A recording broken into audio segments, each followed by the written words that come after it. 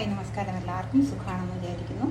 ഇന്ന് നമുക്ക് ഒരു പരിപ്പും പപ്പടവും പിന്നെ നമ്മുടെ സ്വന്തം ചാളപ്പൊരി വെച്ച് കഴിച്ചിട്ടില്ലാത്തവരാണെങ്കിൽ ഇതേപോലെ ഈ രീതിയിൽ ഒന്ന് ട്രൈ ചെയ്ത് നോക്കുക കേട്ടോ. നിങ്ങൾ ട്രൈ ചെയ്ത് നോക്കി ഇഷ്ടമാവുകയാണെന്നുണ്ടെങ്കിൽ ഒന്ന് ലൈക്ക് ചെയ്യാനും ഷെയർ ചെയ്യാനും സബ്സ്ക്രൈബ് ചെയ്യാനും മറക്കല്ലേ.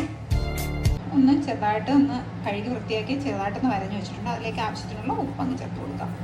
അതിലേക്ക് കുറച്ച് മഞ്ഞൾപ്പൊടി കേട്ടോ. പിന്നെ നമ്മുടെ സ്വന്തം കുരുമുളക്, നമ്മുടെ വീട്ടിലെ പിടിച്ച കുരുമുളകാണ്. അതിനെ ഇട്ടിട്ടുണ്ട്.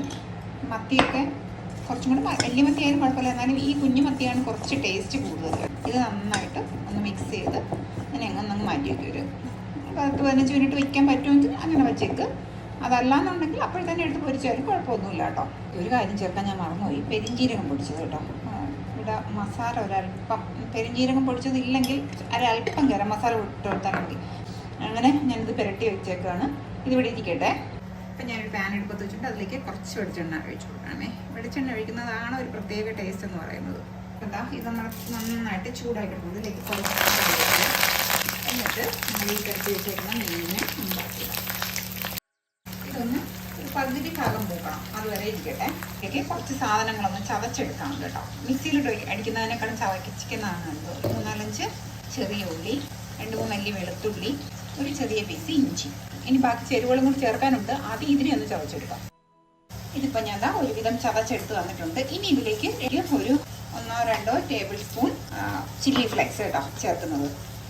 അതിൻ്റെ കൂട്ടത്തിൽ തന്നെ ഒരു 2-3 ടേബിൾ സ്പൂൺ തേങ്ങ നന്നായിട്ട് കണ്ടോ ചതച്ചതെടുത്ത് വന്നിട്ടുണ്ട്. ഇനി നമുക്ക് അടുപ്പിലോട്ട് നോക്കാം. എന്നിട്ട് നമ്മുടെ അരപ്പ് ഇതേപോലെ ഇതിലേക്ക് ഇട്ട് കൊടുക്കാം. ഇതിലേക്ക് നമ്മുടെ വാളംപുളിയുടെ വെള്ളം ഉണ്ടല്ലോ, അതൊരു 2 ടീസ്പൂൺ അതും കൂടി നമ്മൾ ഇട്ട് ആ ഒരു പുളിപ്പ് രസം കിട്ടാൻ വേണ്ടി നമ്മൾ തക്കാളിക്കൊന്നും ചേർക്കുന്നില്ലല്ലോ. ഇനി ഇതിൽ കിടന്നിട്ട് ഇതൊന്ന് ഡ്രൈ ആക്കി എടുക്കണം. ഈ മത്തിയുടെ ആ ഒരു എണ്ണയിലെ കിടന്ന് ഈ തേങ്ങ ഒന്നങ്ങ് കിടന്നങ്ങ് ഡ്രൈ ആയി കിട്ടണം. ഇത് ഇളക്കി കൊടുക്കുമ്പോഴത്തേക്കും മത്തി ഉടഞ്ഞു പോവാതെ നോക്കി കൊടുക്കണം കേട്ടോ. മത്തി അല്ലെങ്കിൽ ചാള ഉടഞ്ഞു പോവാതെ. പണ്ടൊക്കെ നമ്മളവിടെയൊക്കെ ചാളയെന്നേ ഞാൻ പറയുവായിരുന്നു. ഇപ്പോൾ ഇവിടെ വന്നതിന് ശേഷം ഈ മത്തി വെളി തുടങ്ങി ഒരു പ്രത്യേക മണമാണ് കേട്ടോ. പിന്നെ ഇത് വേണമെന്നുണ്ടെങ്കിൽ നമുക്ക് അവസാനം കുറച്ച് വെളിച്ചെണ്ണയും കറിവേപ്പിലയും കൂടി ഇട്ട് കൊടുക്കണം കേട്ടോ. ഞാനിപ്പോൾ വെളിച്ചെണ്ണ പിന്നെ ഇനിയിപ്പോൾ ഒഴിക്കുന്നൊന്നുമില്ല, കാരണം അത്യാവശ്യത്തിന് വെളിച്ചെണ്ണ ഒഴിച്ചിട്ടാണ് ഞാനിത് ഫ്രൈ ചെയ്ത് വെച്ചിട്ടുള്ളത്. അതുകൊണ്ട് ഞാനിപ്പോൾ ഒഴിക്കുന്നൊന്നുമില്ല, വെളിച്ചെണ്ണ ഒഴിക്കുന്നൊന്നുമില്ല. അങ്ങനെയും കൂടി ഒഴിക്കുമ്പോൾ ഒരു പ്രത്യേക ടേസ്റ്റും കൂടിയാണ്. ഇതിപ്പോൾ ഞാനിപ്പോൾ അങ്ങനെ ഒഴിക്കുന്നില്ല. ഇത്രയേ ഉള്ളൂ.